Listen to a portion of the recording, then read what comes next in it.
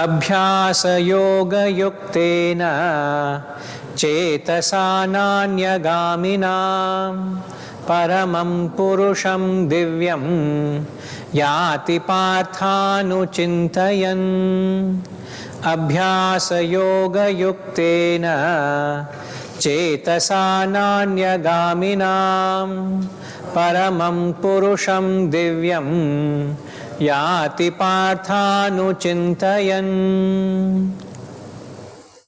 With the unswerving mind made steadfast by the practice of yoga, abhyasa yoga yuktena, steadfast by the practice of yoga,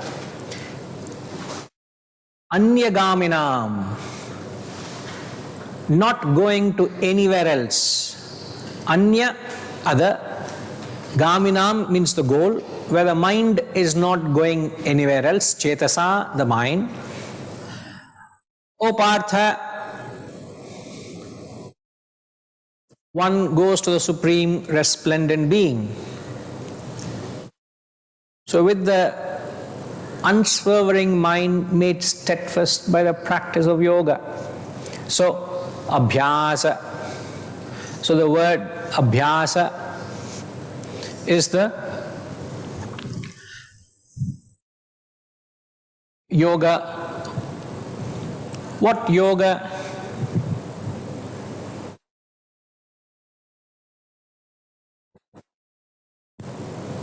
The abhyasa, the practice of yoga.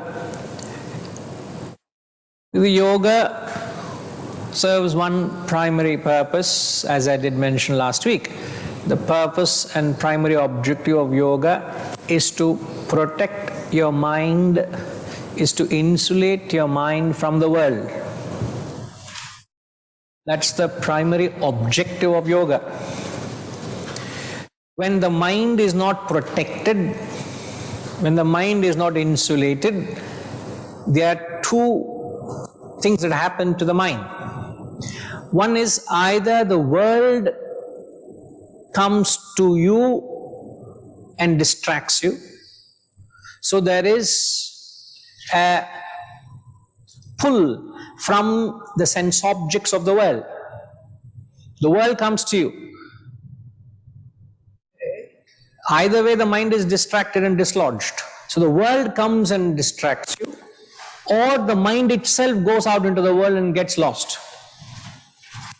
So there are two things that happen. Either the world coming towards you and disturbing you, or the mind itself that rushes out into the world and gets dislodged or disturbed. So when the mind that is unprotected by yoga, elsewhere in the Gita, it talks of a lamp in a place where there is wind, vis-a-vis a lamp in a windless place, he says. See, a lamp, when you light the wick, the lamp, when it is in a place where there is a draft or the wind, the lamp flickers. When the lamp flickers, it doesn't point upwards and the wind blows away the lamp. So the wick or the light here represents the mind. So if you want the mind to be stable and shooting upwards, you need to protect it from the wind. Exactly like this small lamp that you have. I was so particular, you'll not believe.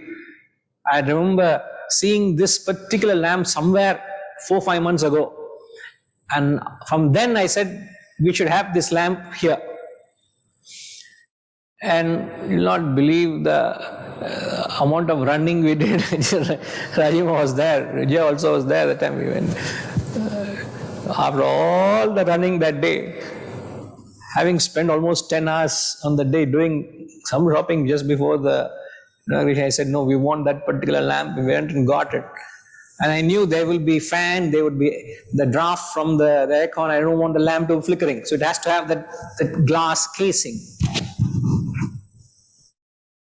So the wind is the passions. The winds are the passions, and the desires fall a trigger to the external stimuli, the end result is the mind is wandering, the mind gets distracted, the mind gets lost. So either the world comes to you or you go to the world, the end result is the mind is dislodged. So the abhyasa, the word he uses, abhyasa yoga yuktena. So the practice of abhyasa, the practice of yoga results in yuktaha, steadfastness. So the mind, as I said, the yoga, the primary objective of yoga is to insulate the mind from the world. So you pluck the mind from the world and plant it to the higher. That's the objective of the mind. Now the question is, to what extent you are able to practice it. Otherwise it's very easy for the mind to get distracted, dislodged, get attracted with many things.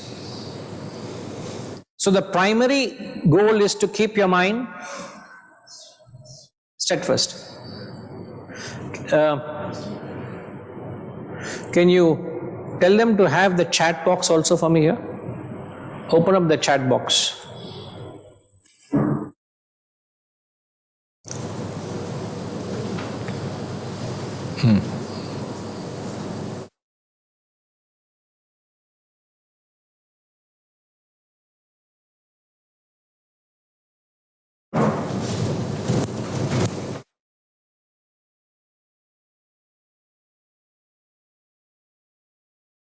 So only when the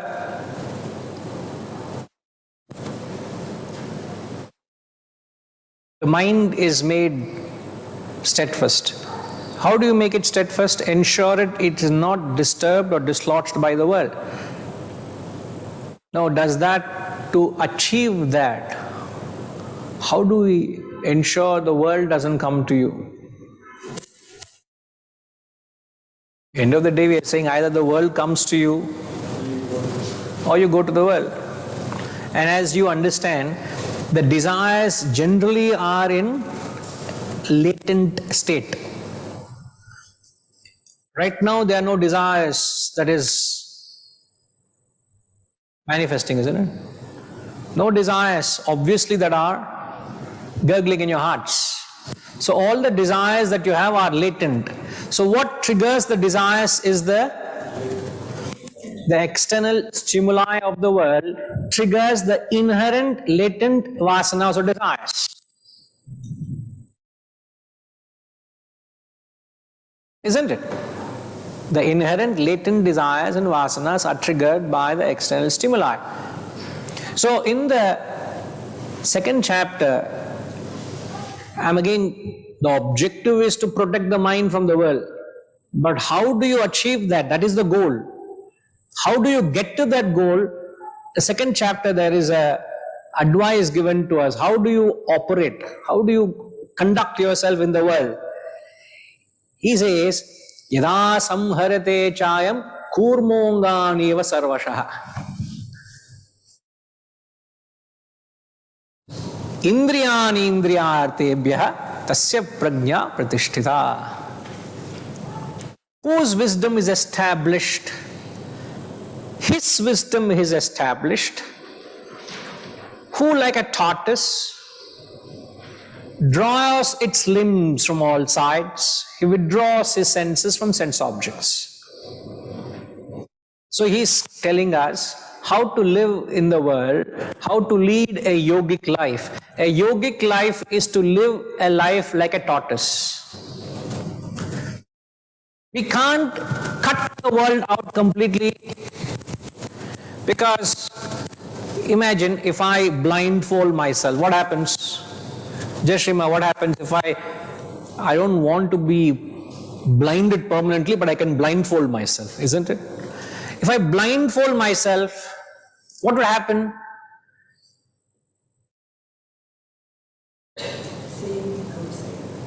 You would restrict the outside world to come to you, So to 1/5 of the world will not be available to disturb you, isn't it?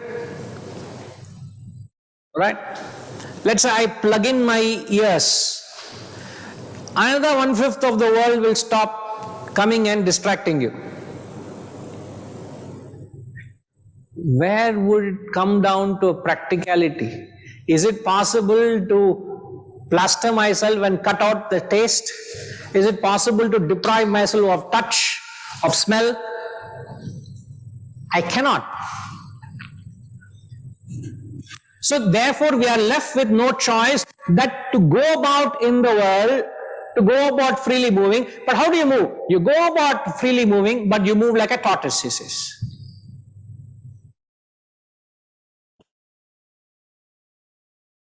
And what does a tortoise do? It moves about, but the moment it suspects danger, it quickly withdraws its limbs.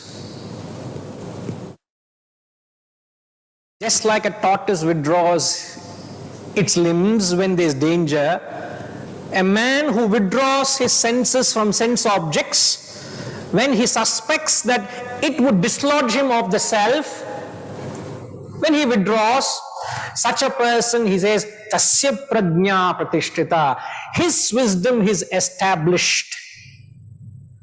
Not by running away from sense objects, but withdrawing when you think the sense objects become an impediment to your journey. Such a person, his wisdom is established. Tasya prajna pratishtita.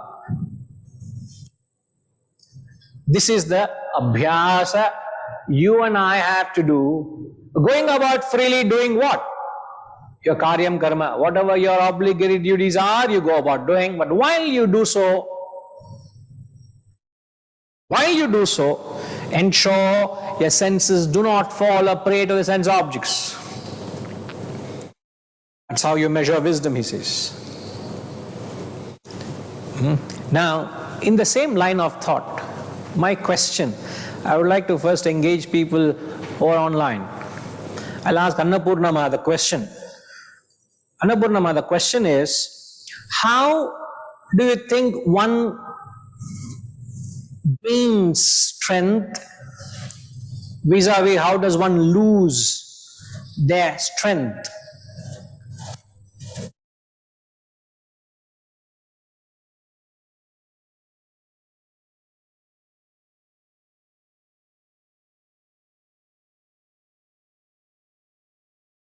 They can't hear inside? They have to unmute her. Annapurnama, can you try?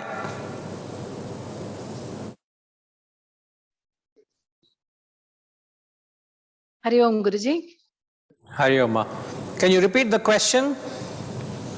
How one gains strength and how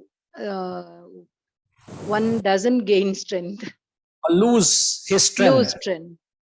Yeah. In the context of what we are talking about, what is the context we are talking about? Unswerving mind, focus on the goal. The objective is to keep the mind unswerving, but the abhyasa. When you do abhyasa, the result is the mind remains unfluttering, steadfast, unwavering onto the goal. But what do you need to do that? We said you move like a tortoise. Tortoise is the practice.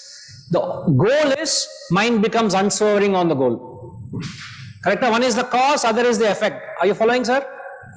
I practice, I live like a tortoise. The result is my mind is ever on the goal. Now, in that context, the question is, how does one gain strength? How does one lose their strength? When we give in to the outside world's temptations, or when we don't have control on the senses, then we lose strength. Our strength dissipates. And when we are Even when there are so many temptations, if we are able to control our senses and be on the path to achieve our goal, then we gain more and more strength.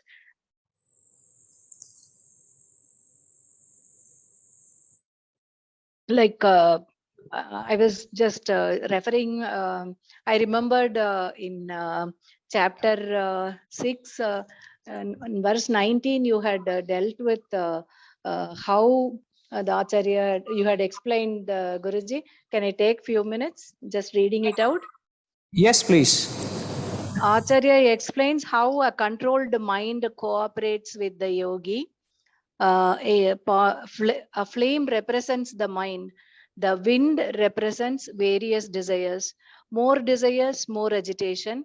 Only when the mind is 100% calm, 20% of our intellect will be available. When there is protection, the light is safe, the flame is safe. What protection the mind has? It is the self-regulation, control, intention and goal are two different things. The yardsticks are very different. Lakshman Rekha, I mean, these are your own words, Guruji. I just it was so impressive and it was so clear. I had just jotted it down. Just two more sentences. Lakshman Rekha is, if your action doesn't take you towards the goal, you will not do it. Intellect gives the choice, direction to the goal. Just like the flame, when it is not disturbed, it points towards uh, the upper direction. So when the flame is flickering, we put off the light, put off the fuel, put the fuel, fuel remains. Similarly, when the mind wavers, we become incapacitated. Action stops. I'm done. Whose notes are these, ma? During your like classes, I just jotted it down, Guruji. Please delete all of that. I don't think I was in my senses when I said all of that. Please delete it. Guruji, my God. I just like them very much. Guruji. I thought it is very clear. You're very right quoting. In fact, I was referring to the same context. Which chapter, which verse is that? Verse 19, chapter 6. Chapter 6, verse 19. Yeah. So by giving into the temptations and not controlling our senses, we lose strength, Guruji. Yes, I agree. I would want to take others' comments, but your answer is very much in line as to what I wouldn't want to give away, right or wrong, but very much in accordance. Yes. Let me ask Vasantama online.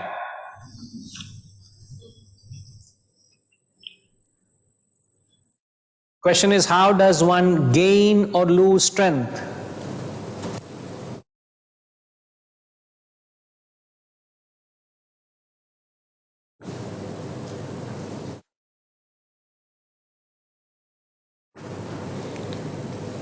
You sit there only. So you will control Harishji and Hari Om, Guruji. yes, ma, Hari Om. Yeah.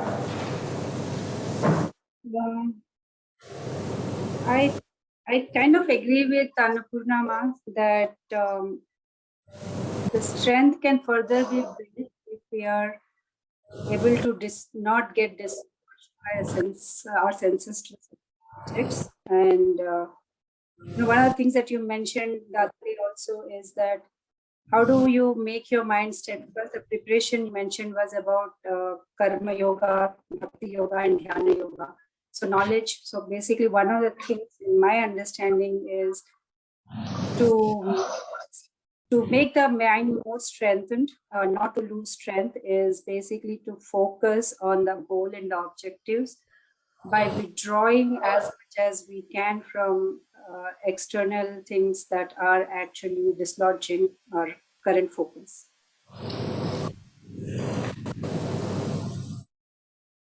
పరగడు అర్థమైందా మీకు? He will not understand, Guruji. He'll understand you only. Other half will explain now. That's why I surrender to other half here.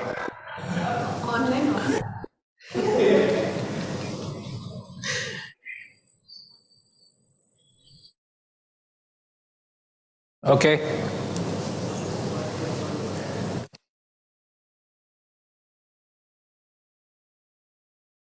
How does one gain or lose strength? Ram garu. Chappan sir.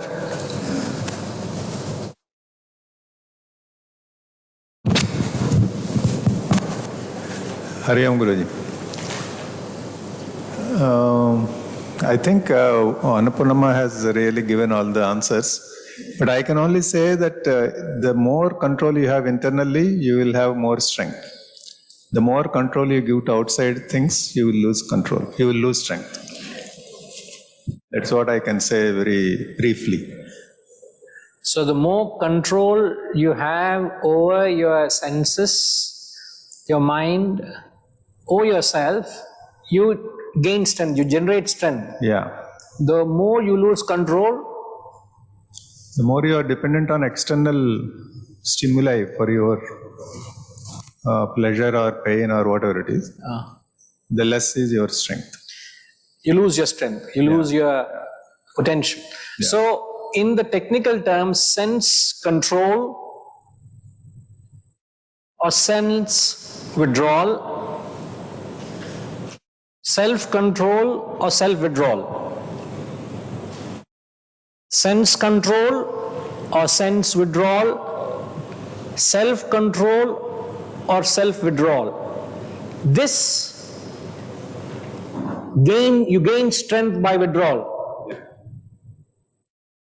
In fact, even from the health perspective, I have experienced it, and those who do it will vouchsafe for it. The more, even when you fast, మీరు ఉపవాసం ఉంటారు కదమ్మా, మీరు కాదు, మీరు తెలుసు నాకు, వెనుక అడుగుతున్నాడు. It's okay. I did Nirjala Ekadashi also. ఏంటండి? భీమే నిర్జల ఏకాదశి రోజు కూడా without water I did 24 hours. Right. So when you withdraw from the food,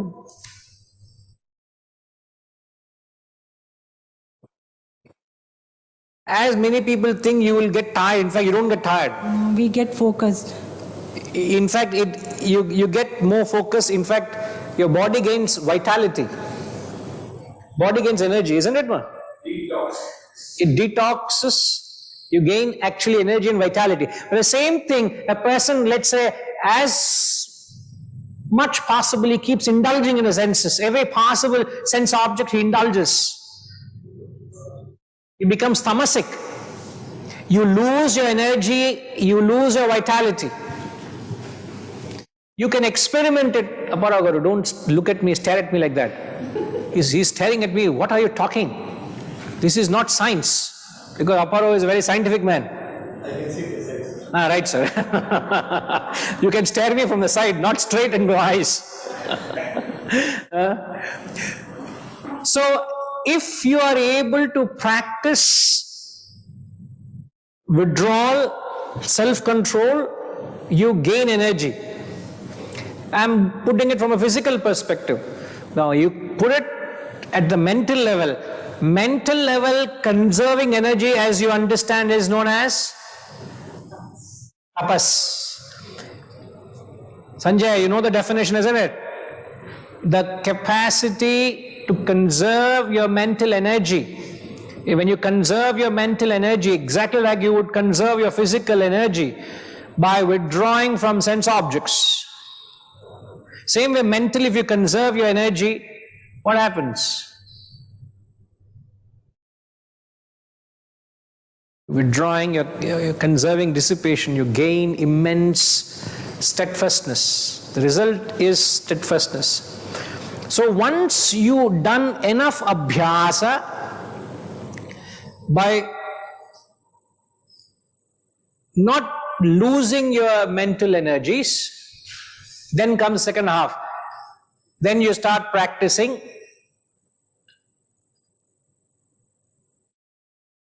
what? Then you start meditating. Not until then. So, therefore, whenever the Shastras speak of meditation, as I've often said, accent is on preparation. And the preparation is this abhyasa of making sure your mind is made steadfast onto the self. And how do you make the mind steadfast? Live a life like a tortoise, withdraw yourself from the world so that you conserve your mental energy. Same, purification of mind is the same. You're protecting the mind. I purify the mind, and the end result of that is the desires get dissolved. It's like the impurities of the water gets filtered out, the impurities of the mind, which is the vasanas and desires, gets cleansed. So yoga is a means of cleansing your mind of impurities. You can also say yoga is a process where you cleanse the mind of its impurities. And what are the impurities of the mind?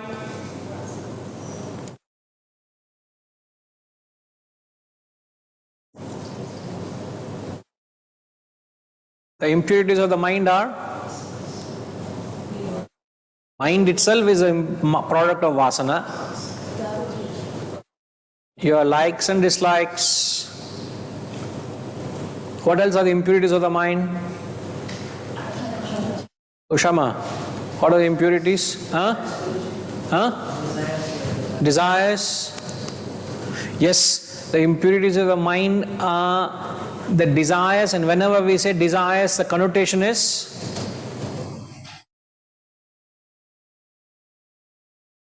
in the language of the Shastras, in Vedantic study, whenever we say desires, the connotation is tamas, not tamas, selfish, worldly.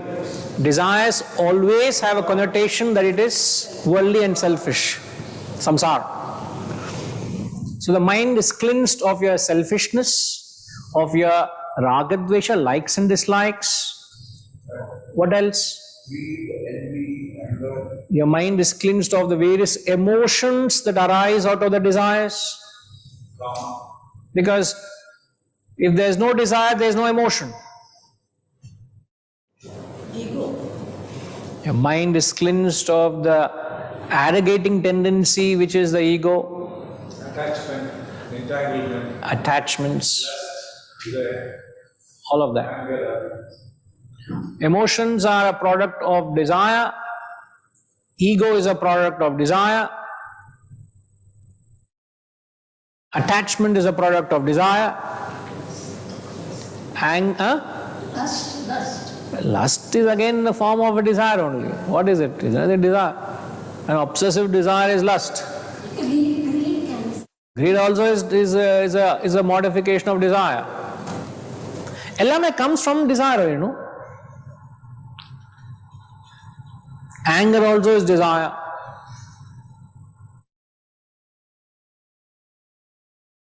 So cleansing of mind, again, yoga is the process which cleanses the mind. So this is the preparation of the mind. Once the mind is prepared, then it is ready for meditation. I'll put on a diagram, which is this doesn't seem to work, G.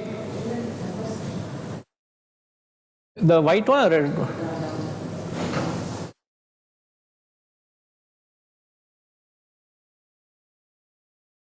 Why is this not working? Can you just check? Does this work? Or is it the distance? Is it the distance or the...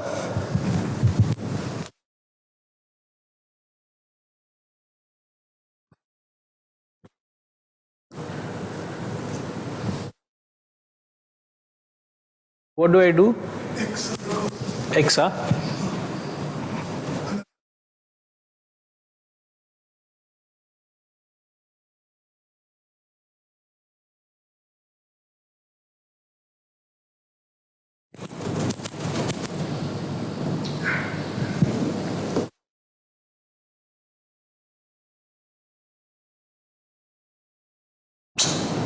Okay. Where is this eraser? Just rub your hand over it.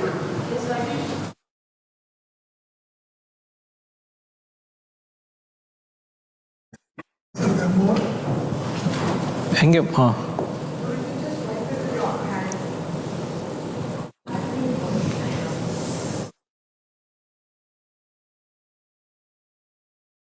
Okay.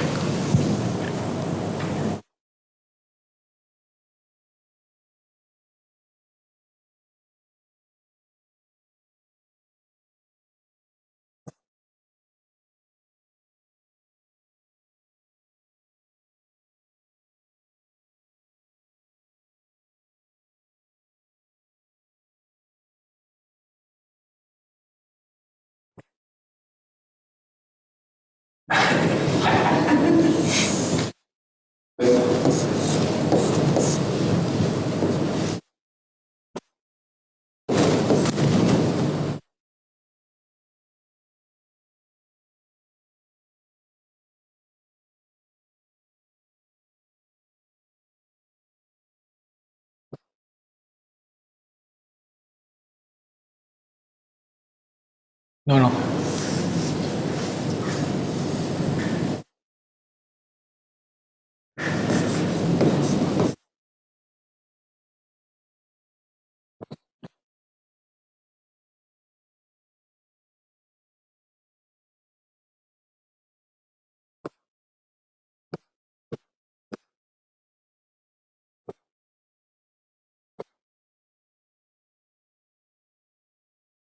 Now, hope you all can see the diagram. The three main spiritual parts, the Karma Yoga, the Bhakti Yoga, and the Jnana Yoga, these three parts is what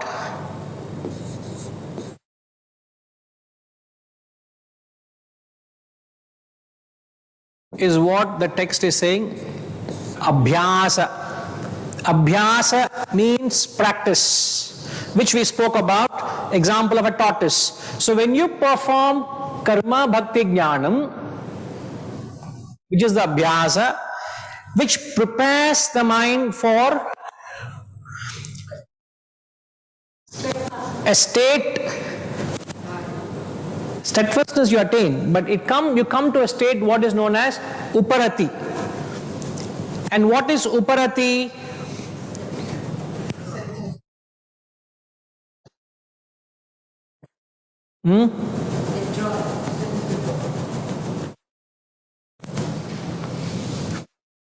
Not sense withdrawal. Uparati is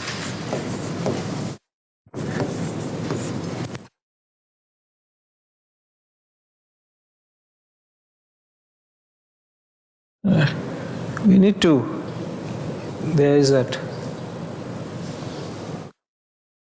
No, not here.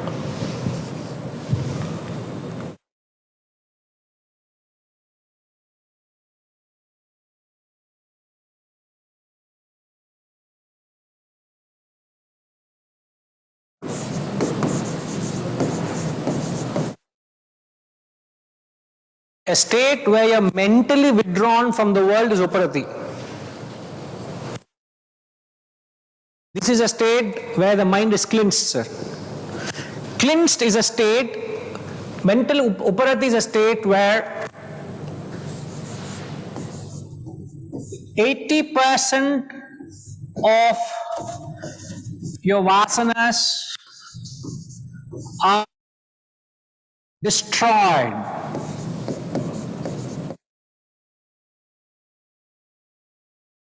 80% of your vasanas are destroyed, that is when you reach a state of uparati.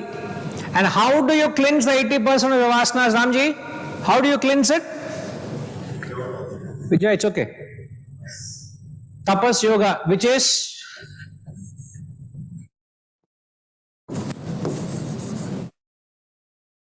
karma bhakti jnanam.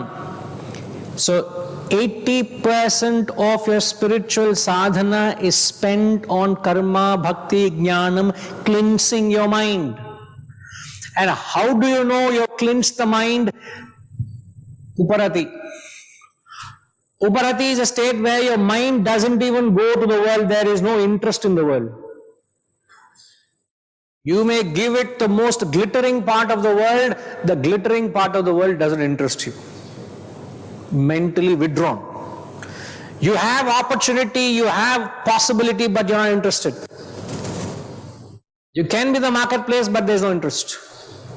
That is uparati. You should know how your mind behaves. Once you cross the state of uparati, then comes dharana. Now what is dharana? Very good. Dharana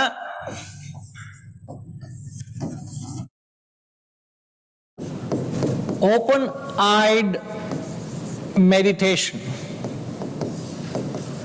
Now what is open-eyed meditation? Open-eyed meditation is dealt with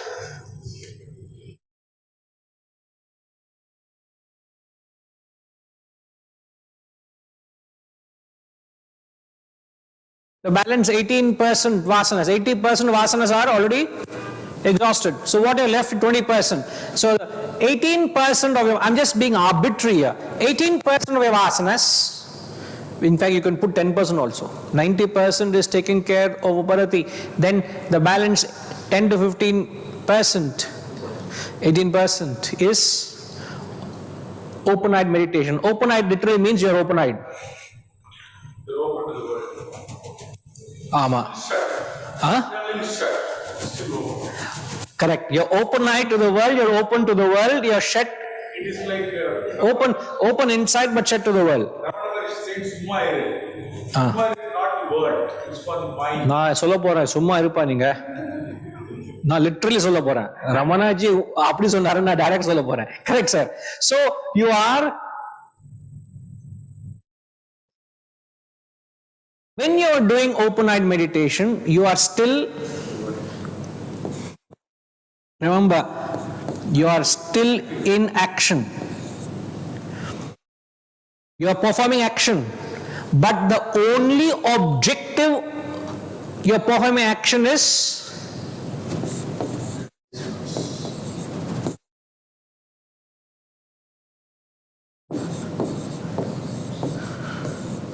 there is no other thought other than self-realization when you are doing dharana. There is no other interest.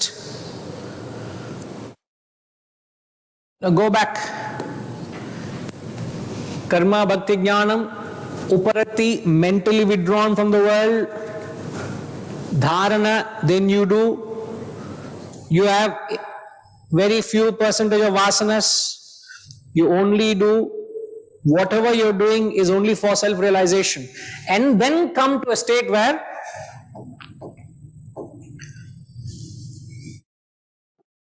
dhyana. Now what is dhyana?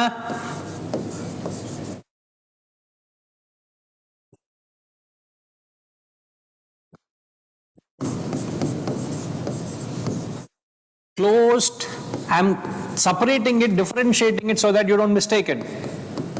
This is a closed-eyed meditation where you are Rishi. When you are doing closed-eyed meditation, what are you doing? What is it you're not doing? Correct. Now, when you're doing dharana, what you're doing? Acting. Now, when you are closed-eyed means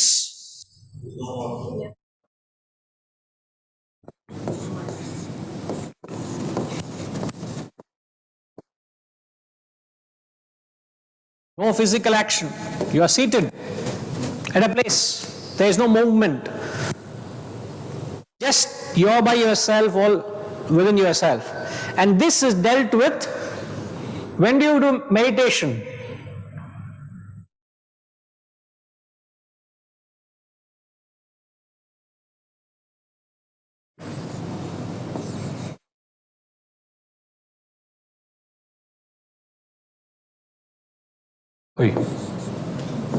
Obviously there are no vasana, so vasana is not coming.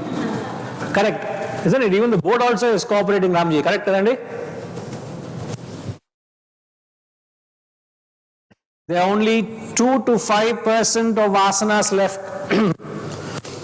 At that stage, you know, sir? Very residual. So there are only 1 or 2 desires. So the very, very few vasanas. That is when you actually meditate. That's the last straw you put into the idea. That's the last straw. That's the last thing. So the last desire literally is taken care by dhyana. Not till then. But till then, what keeps happening?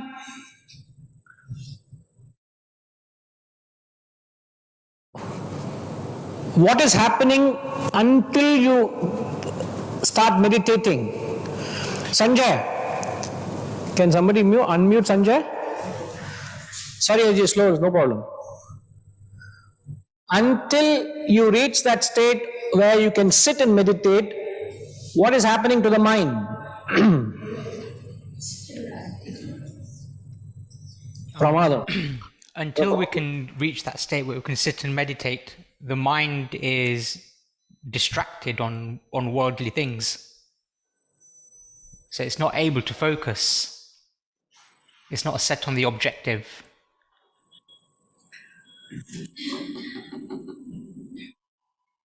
Now, imagine this is 100 vasanas. At the state of realization, there is 0 vasanas. You see that, Sanjay? You see that? Yes. Now, as you're progressing from 100 to 0, the question is, what is it that you're achieving? Is the question. What is it that you're achieving? You're dropping your vasanas. Yes, but I'm asking with reference to the mind.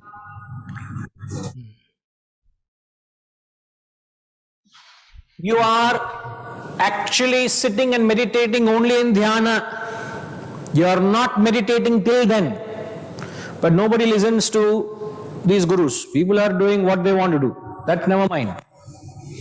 Nobody listens to these textbooks. So they think they have a license to meditate. They are meditating. Unmindful of the fact that you have not prepared your mind to meditate.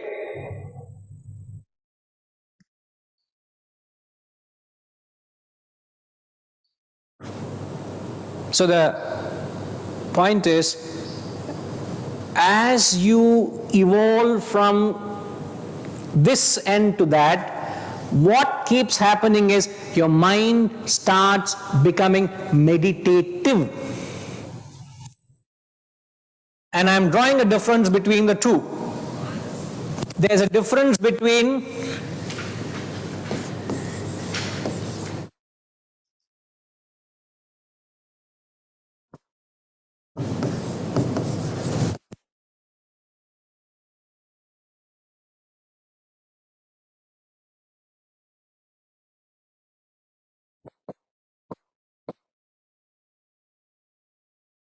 there's a world of difference between the two. But on the bottom,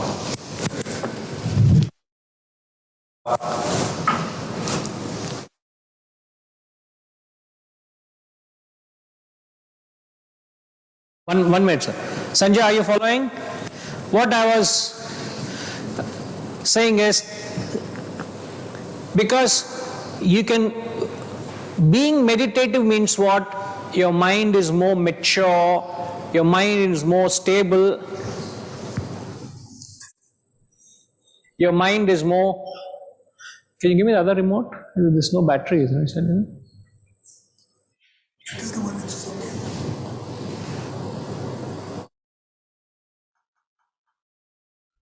Doesn't reach from here, is it?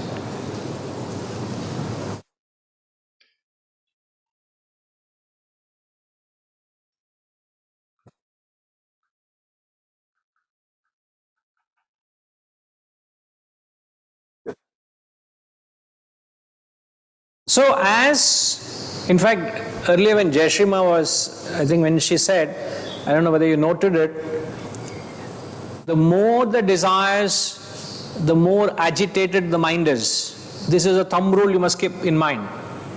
The more the desires, the more agitated and restless the mind is. Paravaru. The lesser the desires, natural effect of that is your mind remains more calm and mature. This is a cause and effect. Now, as you kept evolving in the chart from 100 vasanas to 0 vasanas, as you keep evolving, what happens? As the vasanas keep dropping, the desires, worldly desires drop off. You have lost interest for many things, has no value for you. It's not whether you have the world or not, but you have no value for it. No big deal here. It's okay. So you philosophize it, you have no interest in it. So the mind becomes lighter, is more grounded, is more mature, because the vasanas have dropped off. Ardhamautunda? So Sanjay, so that's the point we were making. As you keep evolving, the mind becomes more meditative. And as you become more meditative, you naturally are becoming more qualified to meditate. So we always make this point and we keep reiterating this point. And what is that point? Can you tell? Yeah, hold on to this and change it to the position. Put it to 2. I want to use the board. 2, yeah. Press it to 2.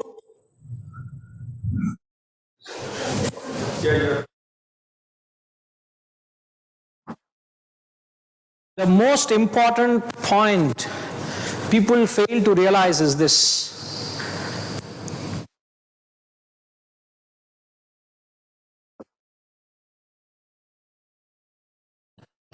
Okay, let's.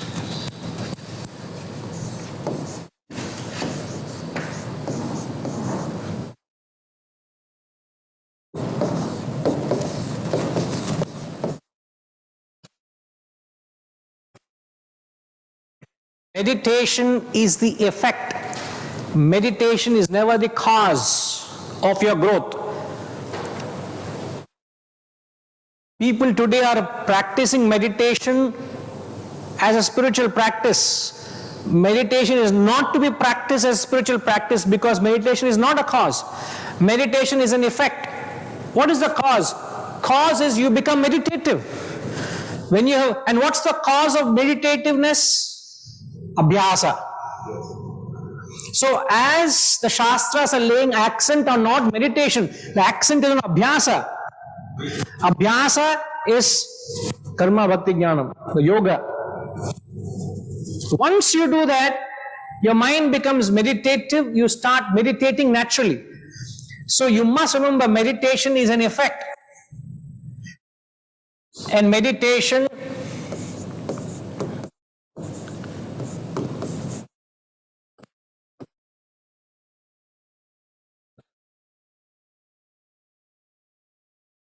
what is the spelling of practice? Is not a practice. When it is not a practice, you are not supposed to practice it. Mediation, yeah.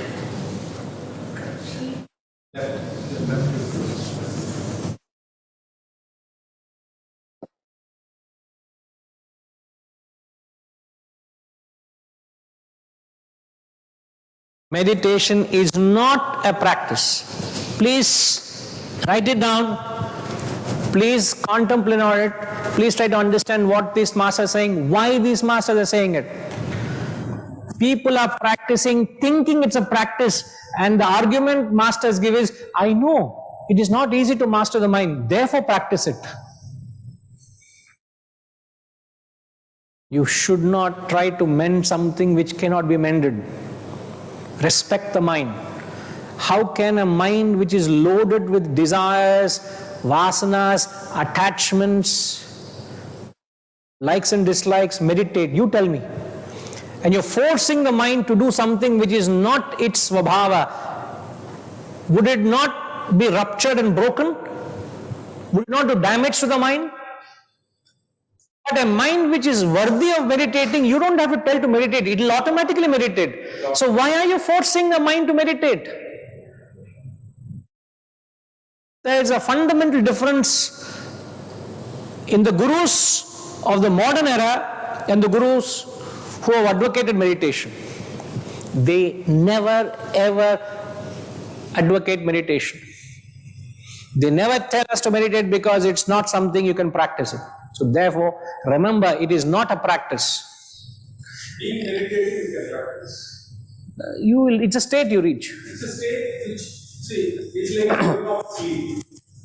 You can't. You can prepare yourself to sleep, but sleep has to come. That's all I'm saying. It's like that. Even you have to prepare. What is the preparation is abhyasa. The preparation is abhyasa, karma, bhakti, jnanam. You are in the field, getting rid of your impurities, of your vasanas, desires, attachments, likes and dislikes. There is no mention of meditation in the abhyasa. That's what he says. With the unswerving mind made steadfast by the practice of yoga, then followed by meditation. They didn't say meditate and then practice yoga. It's like putting the cart before the horse. You will not reach anywhere. The horse has to be in front of the cart. Don't put the cart in front of the horse. It will not work, sir. Try. We are not challenging anything here. We are trying to understand there's some grace and dignity and divinity in this. We are trying to only uncode it and understand what it is.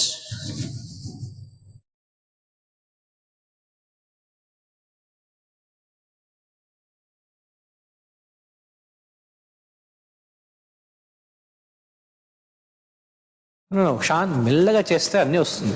తొందరపడి శాంతి to the mind. ఎలా వస్తుంది?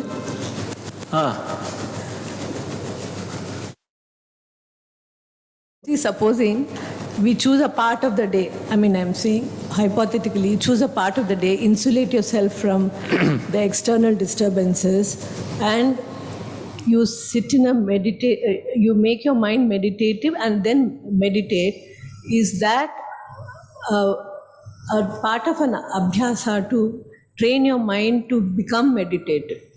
No. You can try and do it, but you can only achieve it to the extent your mind is mature. If your mind is not mature, any amount of effort cannot keep the mind to meditate, because the desires and the impulsive nature of the mind will draw it outward. You're still extroverted. And only an introverted mind can meditate. The question is how introverted you are. So therefore they say the quality control even before you consider to meditate is uparati. Have you reached the checkpost, the spiritual checkpost to meditate is uparati. If you have not crossed the checkpost, you are far away from meditation. Where the mind itself is not fascinated by the world. Mind itself doesn't go. Qualification. Only a qualified mind can meditate. Even quality is a qualification. When you say quality, it's also a qualification. The quality is uparati. In fact, we are living with everything which is temporary. Our body is temporary, our mind is temporary. We are dealing with everything which is temporary. We need to only do with what is temporary, what is available. I cannot do with what is not available. What are we talking about, sir? Even meditation. No. Our body is temporary, mind is temporary. All these things are temporary. We need to deal with what tools are available with us. These are the tools given to us as a human being. The body is given, mind is given, intellect is given, everything is given. Only through that you will be able to cross over.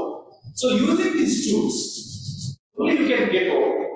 And meditation is being effortless. For any other activity you need effort. But that is being effortless.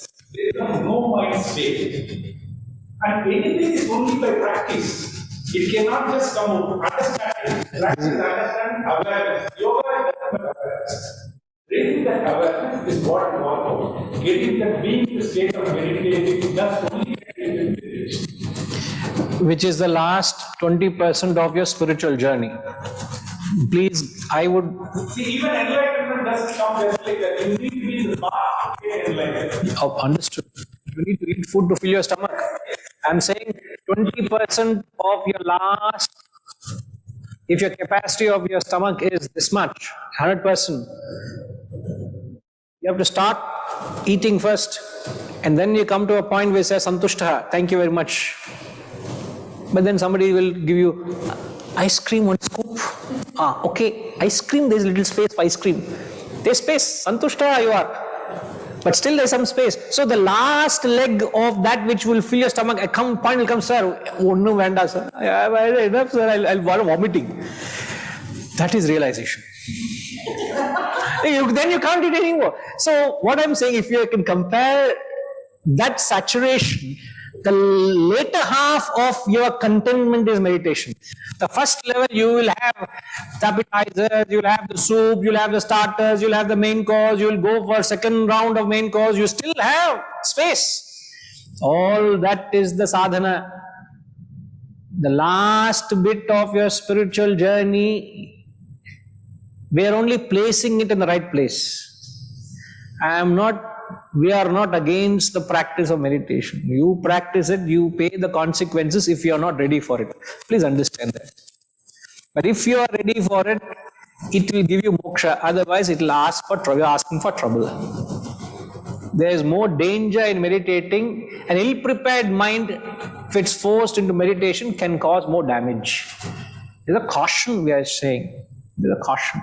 Once you are ready, then you meditate. No problem. You're only placing in the right place. That's about all. Okay? Before ask somebody who does not know to drive or not to drive, when you have an accident, you need to get into know everything, then get into it. Yes, sir. I agree with you, sir. Yes, Setuji. Setuji, I think she wants to. I will come to you. Is the state of Vairagya and this meditative state the same one? Is the state of Vairagya and the meditative state the same? Is the state of Vairagya and meditation the same state? No. So how does it... Vairagya is something you start tasting as you spiritually keep evolving. Once you have collected enough Vairagya, that is the expression in form of Uparati. You could have 20% Vairagya, 30% Vairagya. If Ramji says, on our next anniversary, which is coming next week, Chuma, example solra, he wants to buy you a diamond necklace. No, just for, not alagadu, yes, he wants to buy a diamond necklace to you. I don't want, Guruji. That's all. You have Vairagya. You say, I don't want to spend a couple of lakh rupees on a diamond necklace which I might wear once in a while. It will be lying in the locker. What? Let's do some good with that amount. If you want to do, let's do some charitable cause. So you have got Vairagya. But have you reached a state of Uparati to meditate? I don't know. So when you have collected enough Vairagya with you, that results in where the mind is completely detached from the major activities of the world. Means you are not interested. You are so focused on the higher. It's a launch pad. So quality control, checkpost of spiritual evolution to meditate is Uparati. So as you keep evolving, you will start exhibiting signs of Vairagya. Vairagya is a sign of spiritual growth, but not sign to meditate. So accumulation of Vairagya is Uparati. Correct?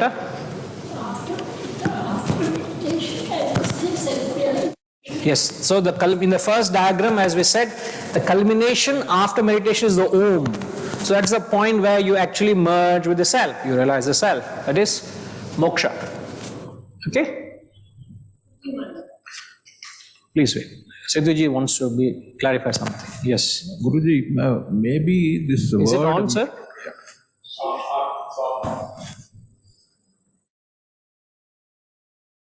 Guruji, this word meditation may be wrongly used, but when people, whoever does meditation, the very purpose or being thought is to quieten the mind, because so that there is no physical action, sitting in a posture and just quieten the mind, becoming little focused on a single thought. Or Can you speak a little louder? Yeah, to maybe the word meditation is that terminology being wrongly used, but whatever one wants to do is to quieten the mind, sit, no physical action, quieten the mind and just focus on a single thought. So develop that habit, and people see, I did Vipassana for 10 days and I did gain by in that, because from I was able to sit in a posture. Earlier I could not sit, plus slowly I could stop my in the sense thoughts, and there was a lot of positive development. So idea is to quieten, not as you say, this may be the appropriate time to do and all that. Maybe we have to use a different terminology for this. Whether, Sir, the Shastras have the proprietary of the word meditation. Yeah. The current people have abused the term, so let them change. We will not change. The original people who have introduced the term, why should they change? You people change with some other term. It has become a marketing gimmick today. It is easy to practice meditation. It's easy to teach. I have also been through the Vipassana, I know what it is. So don't try to market something which you can do it to people who do not know, not to me who I know. I am not challenging here. I would not take this platform to challenge anybody. But I know the subject matter I'm dealing with. It is not going to work. That's the reason they crash package it with 1 week, 10 days. Beyond a point, everybody in that inmates will go mad. You say they have reached that state where you are able to truly attain salvation, then the world would have been flooded with realized souls by now. The amount of people flocking to these meditation halls, they should be realized souls. There must be a gate crash of souls like that. One in a generation attain realization. And that is the gateway people, meditation is the gateway people pass to reach the state, attain realization. If we people are claiming to meditate, then you must reach that gate. Where are you? Where are they reaching? Where are they going? What are they attaining? Are you trying to calm the agitated mind? Yes. Sir, meditation is not meant for an agitated mind. Meditation is meant for a mind which is aloft in meditation. Example. Sir, please. Meditation is not meant for an agitated mind. Today, meditation is being marketed for an agitated mind. It is not for that market. Only an agitated mind can need to be allowed to sit down. Only an agitated mind. Otherwise, why do you need meditation? You don't need a meditation. Correct. Sir, you please lend your ears first. Then I am ready to listen to you. Meditation is not for an agitated mind. Meditation, the term dhyana, I do not know what you are doing, what people are practicing outside. You may do certain relaxation techniques, some mind relaxation techniques you are doing. I am not doubting it. But you can't, people are marketing it in the name of meditation. Please, let's not do that.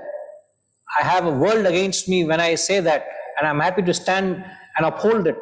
Because dhyana is not some mental relaxation techniques you have come out with new jargons.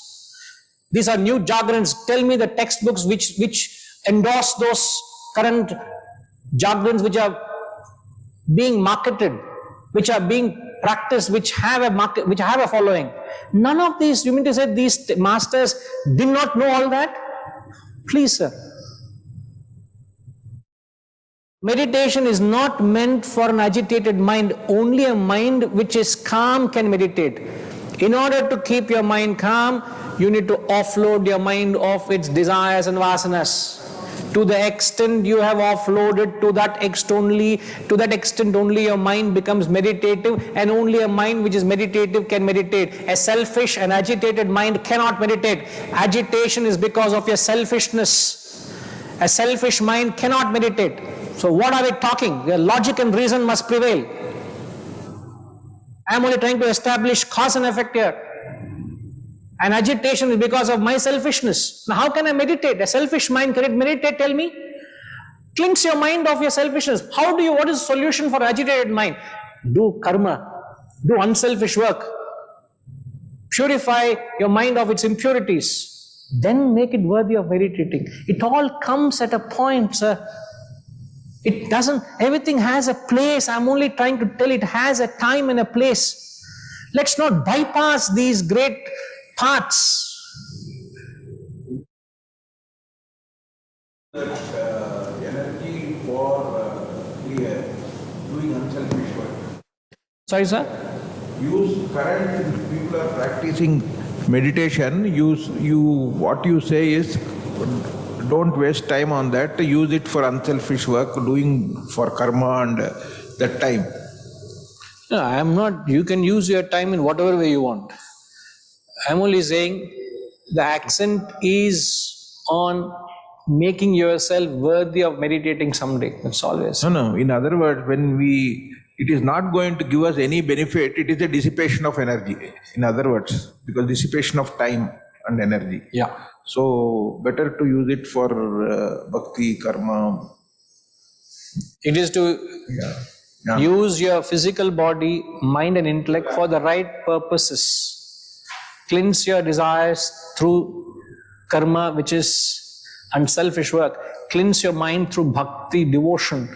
Cleanse your mind through knowledge, jnanam. When you use your body, mind and intellect in the right proportion, then you reach your state, when you reach a common state of uparati. In fact, I don't know whether you understand what I'm saying. The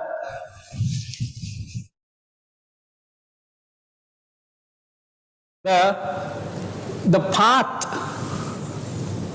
for all of us here is different. This path is different for all of us. This path is the same for all of us. This path is different because the percentage of your mind, the percentage of your body, the percentage of your intellect is different. So the proportion of how much jnanam you do, how much bhakti you do, how much karma you do is very individualistic. Your proportion is not my proportion. My proportion is not her proportion. But let's say all of us reach uparati, from here on we'll follow the same journey. We all have to do dharana, dhyana. You get it? But 80-90% of the spiritual practice is individualistic. It is not something which can be given in bulk. It is a tailor-made, it's like you're stitching a 3-piece suit, sir. You have to go to a tailor to get your specific requirements and stitch a suit for you. And that will not fit me. That may not have fitted you 6 months ago. Now it will be very loose for you. Correct, huh? Earlier it was correct size, now you'll have to refit it. So, spiritual, when we say sadhana, it is individualistic, proportionate to the specific requirement of an individual. And then ultimately, all once they cross this, the last leg of the journey is the same for everybody. Whether you follow karma yoga, whether you follow bhakti, whether you are predominantly intellectual, doesn't matter. All of them will sit and meditate before they realize. The last leg is the same for everybody. So don't generalize, sir. That statement is generalization. I am not saying in that sense. Individualistic is the proportion I'm telling. That is different to what you're saying. Proportion is individualistic. That's all I'm saying. It's not obvious. It's not known or understood. A guru should tell you what exactly is your proportion to and give the sadhana to your requirement. If your requirement is 30% karma, sir, and you're doing 60% karma, you are wasting 30% of your time in something which your proportion is not requiring, because the other 60% you're not doing justice. Let's say it's 30% karma, 40% bhakti, and 30% jnanam, and 60% you're spending karma. Then you're not doing enough of bhakti and jnanam, you're not evolving correctly. It's like you're not using your energy of your company. Your company has so much resources. Some of your energy is not being optimized. So there's no production, there's no growth in the company. So as a managing director, you will look at the chart again. Hey, what is happening? I have so many people, I have so much potential, so much raw material is coming. Why am I not able to produce? You put black and white together and see. A guru does that for you. Analyzes for you exactly. That may be not Ram's proportion. His proportion may be 20% physical, 30% emotional, 50% intellectual. And let's say if he is doing 70% intellectual, then you're not doing enough of karma. You will not grow. So to optimize your growth, you need to identify exclusively what your proportion is, cater to that. That's what I meant individualistic. It's like rocket science, what I'm talking. It's very precise, it's a very fine science. And without all this, just people, we should not plunge into it unknowingly. That's all is the point. Abbaragaru.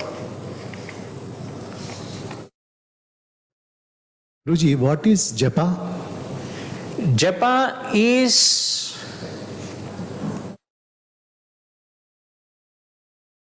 an aid or a tool provided for dhyana.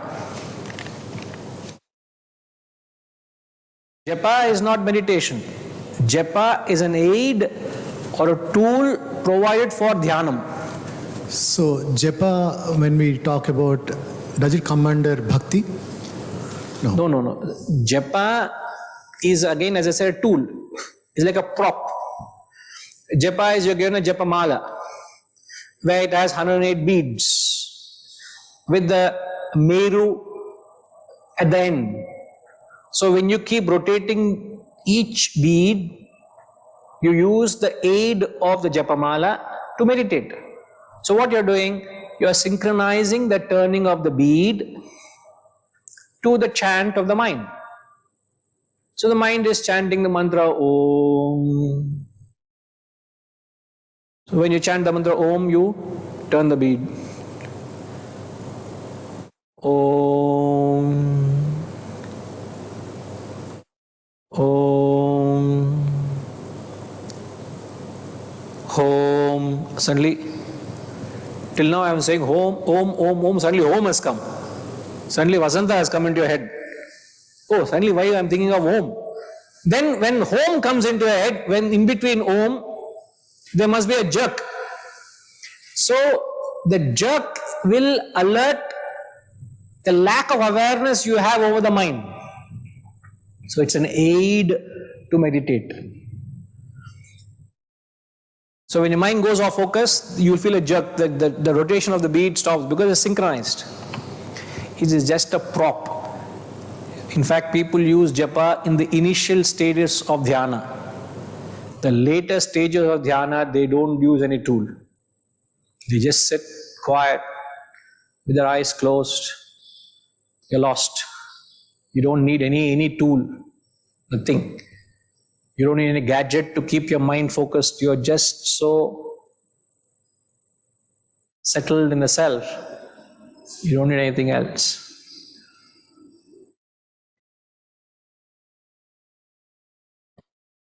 So japa is like a walker for a highly spiritually evolved person. The walker. After that, he doesn't need the walker. He will meditate without the japa.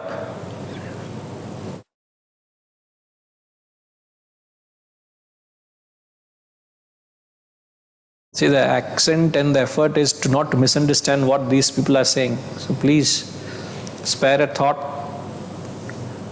A lot goes in unlearning and relearning.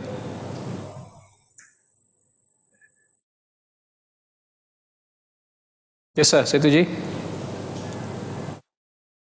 During spiritual evolvement, don't we get into meditative state for maybe for fleeting time automatically without any effort? When your mind is calm and no selfish, and I did experience a couple of times, but it was for fleeting time. But I went into. Does that happen, or is it? That is the sign, as I've said, you start becoming more meditative. So when you are more meditative, you are more inclined to meditate. That happens effortlessly. So if it's happening, it's a right sign that you're offloading your selfish desires, your attachments and the world out of your head. The world is very much there. Your business investment is very much there. Your business partners are there. The Rotary Club is there. The world is out there as it is there. But you have dropped it out of your head. You have taken out in tatak. It's like after wearing the garb, what I will do, after I go home, I remove this garb and put it in the wash. It's no more on me. I've removed it. So these various vestures of your mind are being offloaded. When offloaded, what happens? Shanti. The mind is Shanti. And that's when you feel distaste for crowd. That's a quality you develop. You have a distaste. People go into trance like transcendental meditation. That is dhyana, attainment of Realization. dharana or dhyana. Means after a certain stage in a meditation, we go into a trance or transcend ourselves to that point. So that is dhyana. No, in fact, the word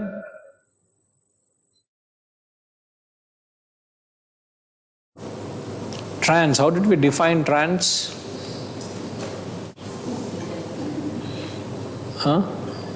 Transcendental meditation. The transcendental meditation, again, it's a term that has been coined. You put two things together.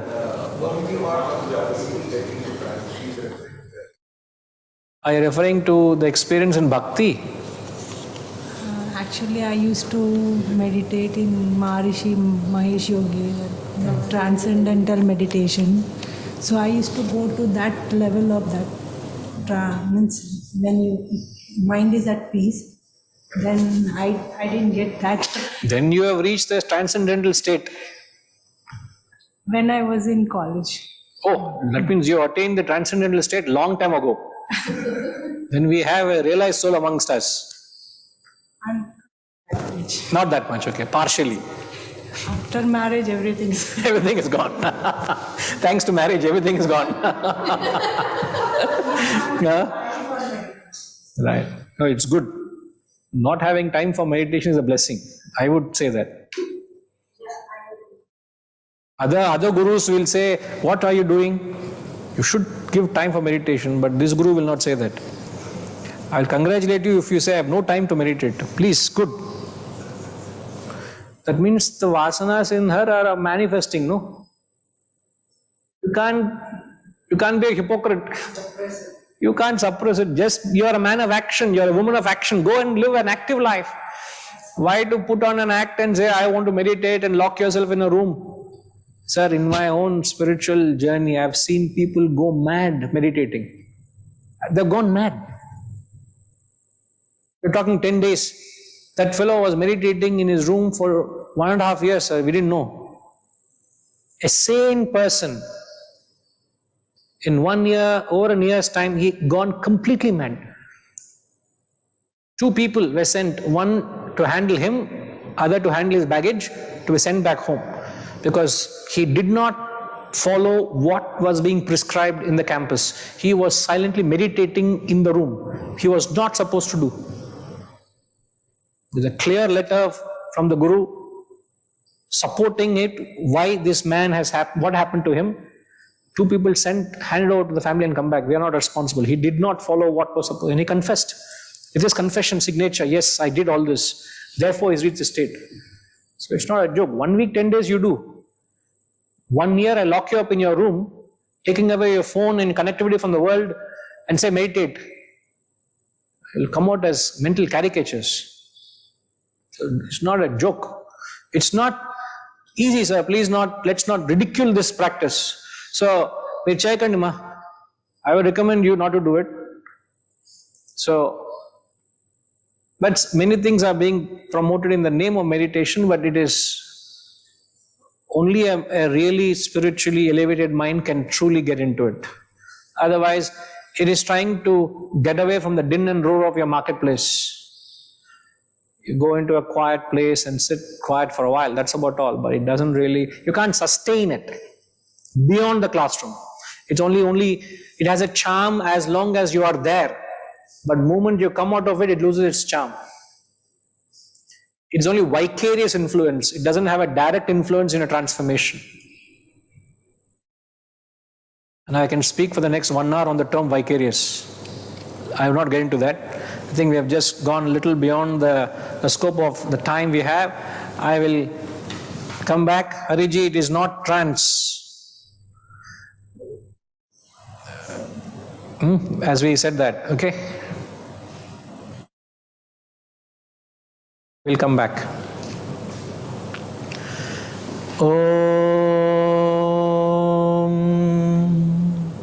Purnamada Purnamidam Purnat Purnamudachyate Purnasya Purnamadaya Purnamevavashishyate. Om Shanti Shanti Shanti.